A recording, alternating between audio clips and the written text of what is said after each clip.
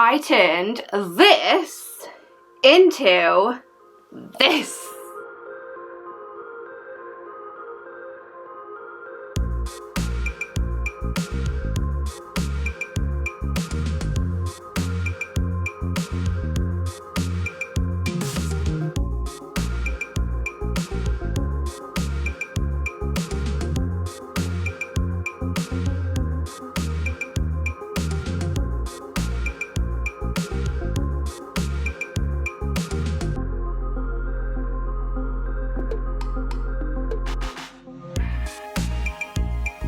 If you want to see how I made it, then you're gonna have to carry on watching. Hello Poppets, and welcome back to the channel. Welcome back to the first DIY of the year, the first DIY that I've done in ages, a DIY that I have never ever done before. And if this is the first time you are seeing this face, hello and welcome to the channel. If you love anything magical and fun, then this is the place for you. Join the magic and mayhem, hit subscribe, because I told you to. Also, a massive thank you to my channel members. You guys are awesome. Anyway, the project. So this DIY is going to be filmed in a different way to what how I normally film my DIYs. Let me tell you why. So this project I started over the Christmas holidays. I don't film over the Christmas holidays. I spent obviously time with my family, but I really wanted to get creative. I felt so creatively minded and I really wanted to do this.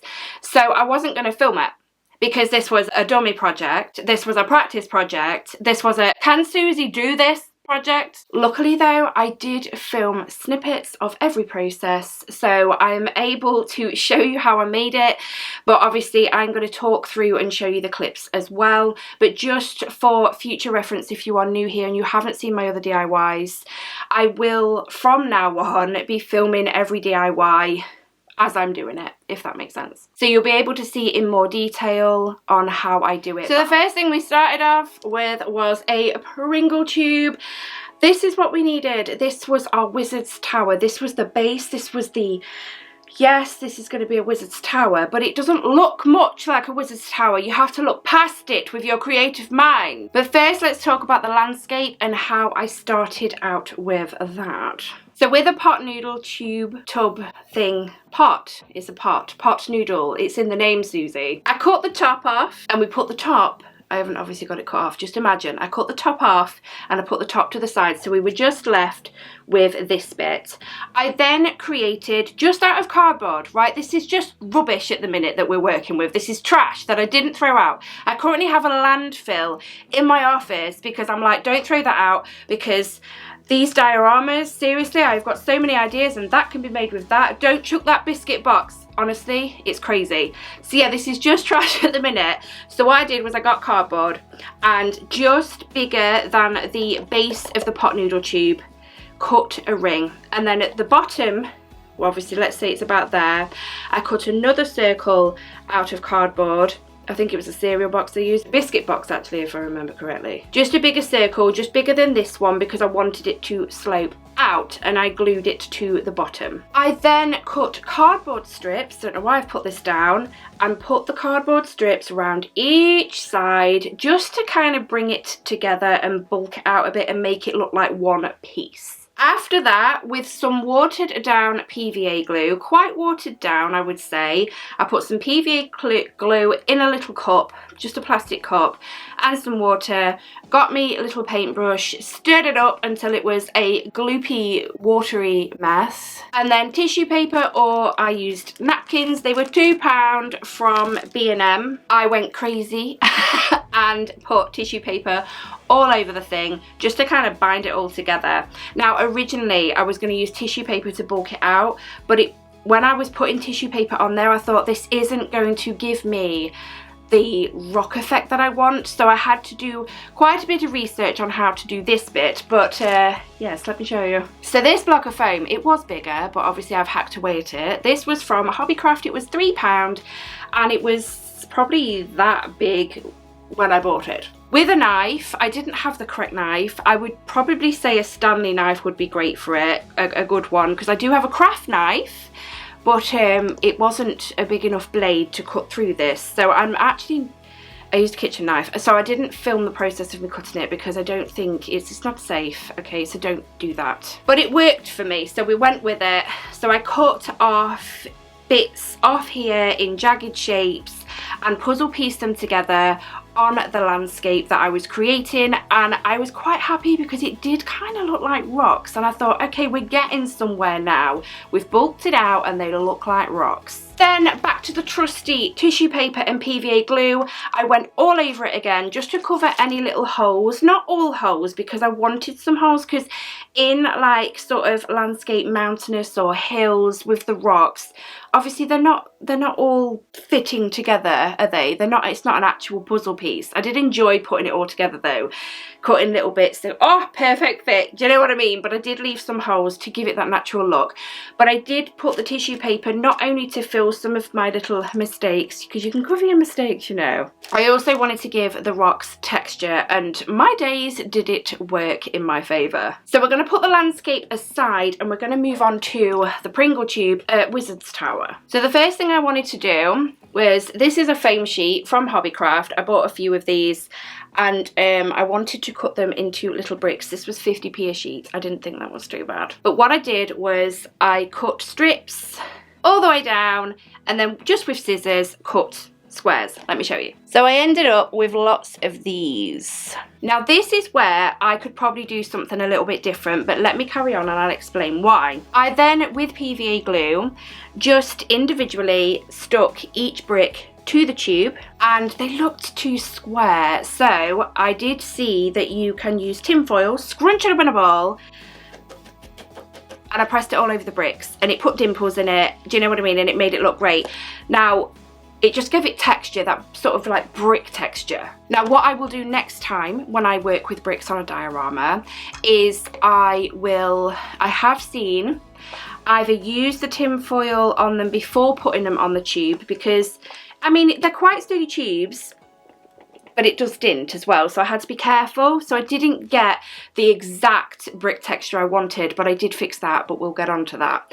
But as well, the edges were so clean on each brick. So what I suggest I'm going to do next time, or if you want to have a go as well, before I do my next project, I saw people put in a handful of their bricks, just a small handful, into maybe a smaller Pringle tube, you know, the heart, like the little ones they do, and then they put some little stones and rocks in from their garden, and they gave it a really good shake and it battered the bricks up for them, and the brick texture, it came out lovely. I watched a couple of people do the same process and they all came out with the same they came out with the same, I can't think of the words. So that's what I will do next time.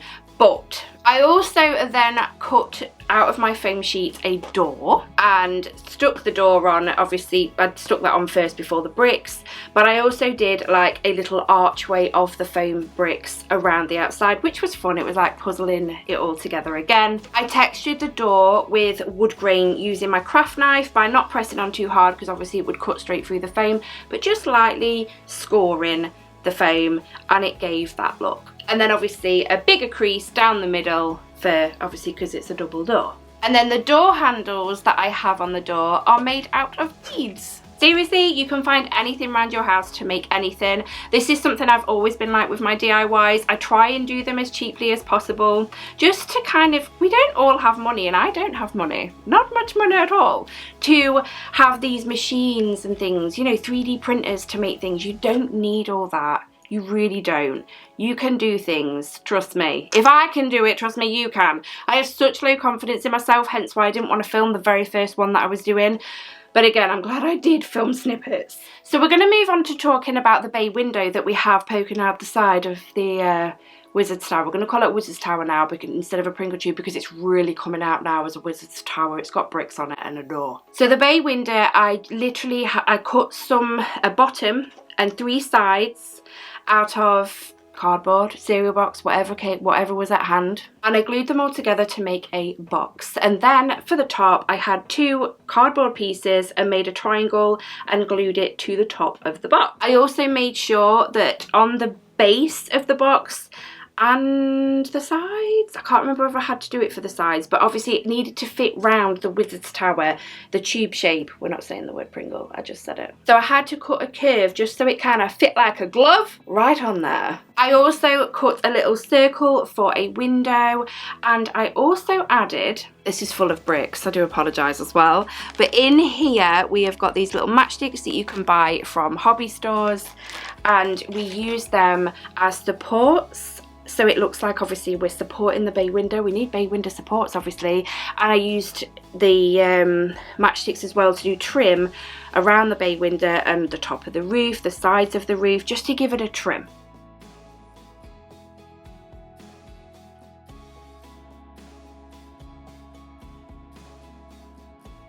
Then on kind of the other side of the Wizard's Tower, we have got a little open window. What I did with my craft knife was just cut a window shape out, and then once I'd cut, I brought it off the Wizard's Tower completely, and then I cut little holes as windows. I did 4, and then I hot glued it back onto the Wizard's Tower. I'm going to end up saying Pringle Tube again. But left it so it's open. And then, now this is Dollhouse. I think this is Dado Rail, this one. Did I use this one? Yes, I did. So this is Dollhouse Dado Rail. Now, I am in the middle of doing a dollhouse project, but we'll get to that. It's fine. I've only done 2 rooms in it, and I haven't been able to, but I'm gonna do it this year. I'm gonna do it this year, but I'm not using these. So I could use this. So I cut it off to make a window ledge on the outside of that window because it looked really plain. And then with some red beads, I just did a kind of fancy window frame, and I also put that window frame on the circle window on the bay window. But just with PVA glue, glued them on. It kind of was a bit messy to do because the beads were slipping, so I kind of had to hold them in place until they dried a little bit. But I don't know, I quite like how them window frames turned out. Let's talk about the roof of the Wizard's Tower, okay? Remember this pot noodle pot that we cut in half and used the base? Well, there's no wastage. We used the top bit of it, had it upside down, and put it on top of the Wizard's Tower. We wanted to make our roof. I then had to use cardboard and cut a perfect circle to make a cone shape, snipped it down to the middle on one of the, there's no sides on a circle, Susie, you know what I mean, and then sort of obviously pulled it round until I got the cone shape that I wanted to put on top, and then hot glued to make sure that the cone obviously was glued together and stayed as that cone, and hot glued it on top of the top of my pot noodle pot. I also cut a circle the same size as this to stick on the bottom because obviously we didn't want a hole. I then glued the whole thing on top of the Wizard's Tower. We had the base bit of our roof and it looked like it was starting to come together. So around this bit on the Wizard's Tower roof, we had pieces of foam, and I just scored it like I did the door, just to give it like a wood texture, just to put round the outside because it looked really plain and I needed a bit of detail on it. And I'm glad I did because it looks really cool. And then I added a cardboard trim around the outside because you could kind of obviously see the pot noodle, the bottom of the pot noodle here stuck to the cardboard and it looked a bit of a mess. So I just used a thin piece of cardboard that I'd just cut and just put it all the way around the edge, and it just finished it off nicely. I then had some tiny gems and I stuck them on round the outside to make them look like rivets because I kind of wanted that to look like metal. Trust the process, it all comes in with the painting. I also did a little tiny cone on top of the roof and added some rivets there. I kind of wanted it to look like the top was metal too, just a metal top, you know. Then the shingles on the roof, I cut out of cardboard those little shapes. It's just like a sort of triangle shape. I cut them all individually and stuck them on individually with PVA, starting at the bottom and working my way up the cone. I did each layer separately. I let each layer dry before applying the next layer because I did it with PVA, and I knew that if I'd carried on building up the roof whilst doing these shingles, it was going to end up a mess because they were going to slip about, because with me putting the next layer on, you have to kind of overlap the layer underneath. So the roof did take a little while to do, but it was so worth it. it. I could have used hot glue, I suppose, but you'd use a lot of hot glue putting each shingle on, and the cobwebby bits, it would have got too messy for me, so I chose to use PVA glue. And then remember them little matchsticks? We put them as supports around the outside, so it looks like we've got supports, just keeping that roof stable on top of our Wizard's Tower. Then I really was excited for this next bit. We then hot glued the Wizard's Tower to the landscape. I do remember I had a little bit of foam left, because when I put the tower on, it was kind of leaning a bit, and I was like, it would add character, but I want my tower straight. So I had to put a little bit of foam underneath one of the sides of the Wizard's Tower just to balance it out. So we've got it hot glued, and it excited me. It was now one piece instead of two. But the problem was, you could see obviously where the Wizard's Tower is being glued to the landscape. I wanted it to look all in one. It's magic. I just wanted it to look like it had been risen from the ground with magic. So I used modelling paste. So what I did was, modelling paste is like a gloopy. Let me see if I can show you. I've never worked with this stuff before, but look, it's like a gloop. It's just like it's just like a gloop. And what I did with a little paintbrush is I went round all the outside just to blend and make it look like one. I also at this point thought, I wonder if I could use this on the bricks just to add it more texture. So I was putting it on my brush and I was stippling it on each brick, and I thought, I can't tell a difference because that's white and the bricks are white, but trust the process, right? It's give it texture, so it must work, right? I also did the modelling paste stipple process on the bay window walls, because they were just cardboard and they were smooth and I needed to texture them, so I stippled it on there, which I'm so glad I did because it actually worked, and it did work on the bricks as well. And I also put modelling paste on the stairs as well and stippled away just to give a bit of texture on there. Didn't tell you about the stairs, did I, on the landscape? Hold on. So the stairs, do apologise, I missed a step. The stairs is just balsa wood, and it was a smaller bit of balsa wood. I've picked up a different one to show you. It was a bit smaller in size. These are quite thick. So I literally just I looked at the width for the door, so I did it so that it was a little bit over each side. Cut myself some pieces, and then with 2 bits of cardboard stuck the balsa wood on, obviously coming down the cardboard like this. With hot glue. I hot glued it to each side of the cardboard.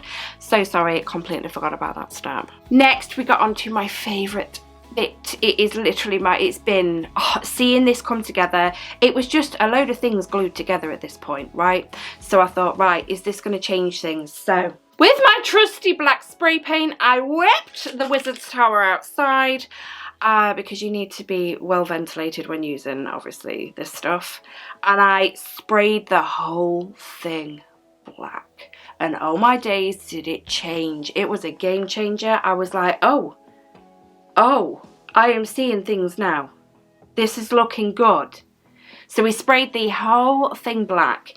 Now, it's not obviously going to stay that way. It can't stay that way. We needed to add detailing because, yes, we wanted the tower and the landscape to look connected, but it was all the same colour, obviously. It was all spray painted black. We needed to get some detailing in there. So the very first thing I did was I dry brushed. If you don't know what dry brushing is, I found, because I used 2 different brushes. The first brush I used was on the roof, because let's talk about the roof. I did the roof purple. I wanted a purple in there, right?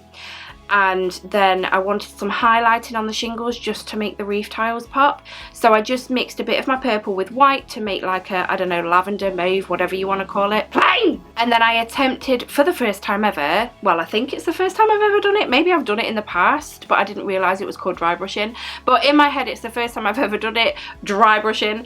So I wanted to dry brush the mauve onto the edges of the shingles. Now, I'm quite happy with how the roof's turned out. I've got the edges, it's highlighted, it's fine. But I do know now, because I had like a stiff little brush, but for the rest of the dry brushing on the entire thing, I used a very soft, brittle brush. And what you do with my soft, brittle brush, I got some white on the tip of it, of the bristles, and then I just did this on a It was on actually tissue paper, but you can use kitchen towel, it would probably be better because it's a bit thicker. But I just did it so it got the excess off, and it was dry on my brush, if that makes sense. And then what I did was I went over the bricks gently to just, it caught all the edges of the bricks, all the stippled modelling paste, it caught all that. Oh my days, did it make it pop. And I dry brushed the entire thing, including the landscape. And yeah, I was very, very happy. Everything was popping. And then the walls on the bay window, I decided to give that a sort of yellowy brown sort of colour. So I did that. And again, I'd used that stippled texture of modelling paste on those walls. And yes, it really, really worked well. And then with a black wash, which is just the opposite of a dry brush. So what you do is a little bit of black paint, a lot of water, mix it up to this just black water, and then I put it on the bay window. Obviously I had my wooden, still the, what do you call them? The matchsticks, but what do you call them? They're just like supports, extra supports. Well, they're detailing on the side of the thingy, aren't they? Yeah. So obviously the black water was going in all these corners, which was awesome. And then I just got some toilet paper and I just dabbed away to get the excess off. I keep saying access, it's excess. To get the excess off, and we were left with these darker areas, which just gave it that depth. So I did that all the way around the bay window. I also did this on the door as well, after I'd painted that brown, just so that we could get that, well, the depth again, because in those little creases there was all brown paint in them and it was just one block colour. So I did the black wash on the door so that the black just really got in those creases, and we knew that there was a divide, and it was 2 doors and the wood grain as well. All the wood beams that we've got around the Wizard's Tower, the door obviously, and the window that we had open with the window ledge, painted it all the same brown. But obviously I did the black wash to the door. And I also put a bit of a white dry brushing on the door just to make it pop, because it was quite a dark door, and obviously the tower is black. Even with the dry brushing of the white on the bricks, it still didn't pop. So I just dry brushed the edges of the door and it just really gave it that pop, so I'm glad I did that. Same with the open window and the window ledge, I just did the edges with a bit of white and it just made it pop. And I also, on the open window with the window frame that I made out of beads, did the dry brushing on there in white. And I did on the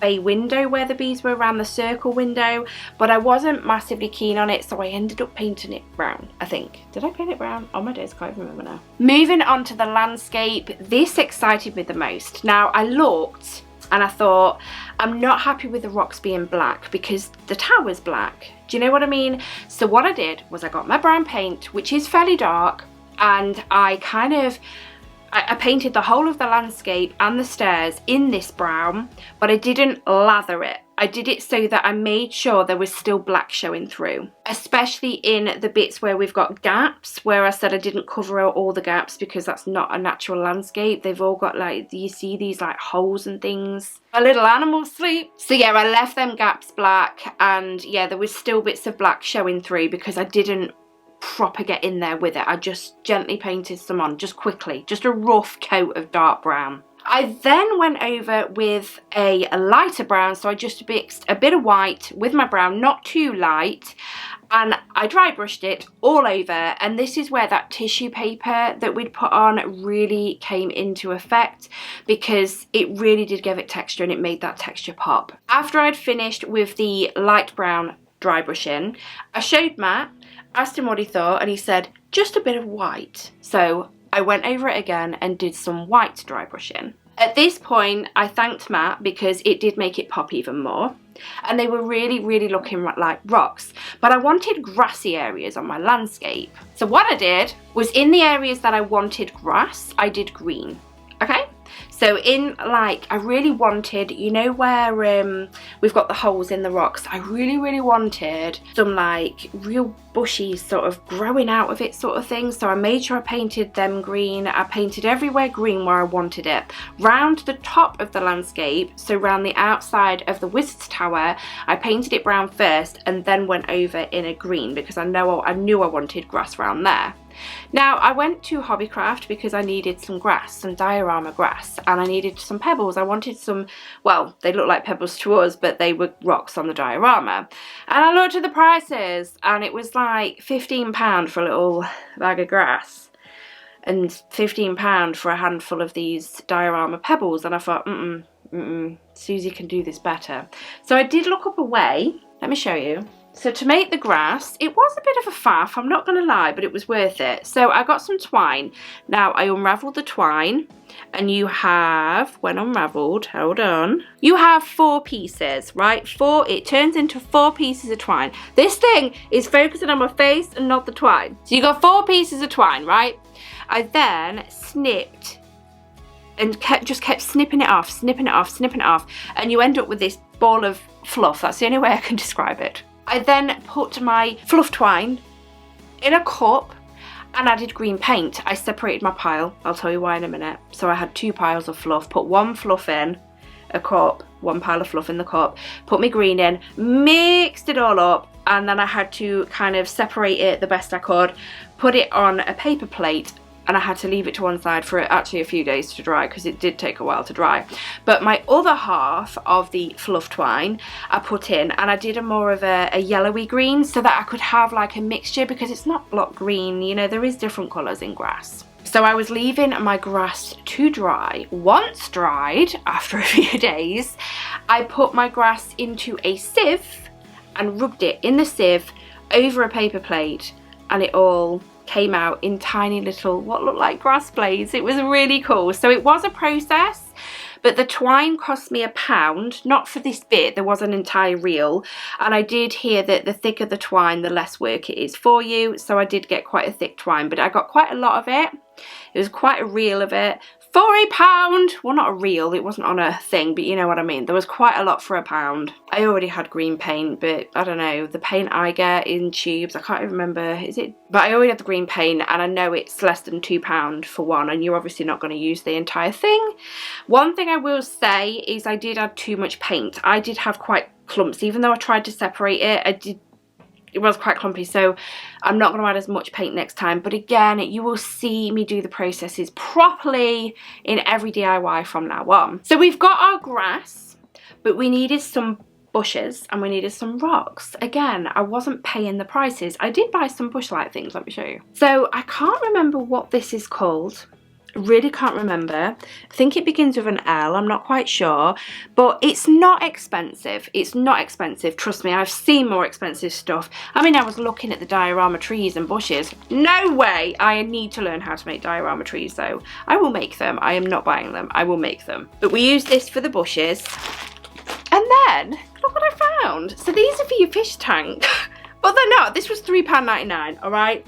$3.99, and I have got enough rocks, little rocks in here to last me 100 dioramas. So these are the little rocks we used, and they were perfect. So we've got our grass, we've got our rocks, and we've got our bushes. Now to get everything in place over the painted green, I will say as well, I did also dry brush green over the rocks and a bit on the tower as well, just to give a mossy look. So I used PVA glue then to glue the grass where I wanted it. So I'd glue an area, sprinkle the grass on, tap it down, and then chuck it back onto the paper plate, obviously for any, well, I didn't want to waste any of the grass that I'd made. It took long enough, so any extra bits went back on the plate and back on the tower again. And obviously I did grass on the top, and I also did grass down the stairs as well.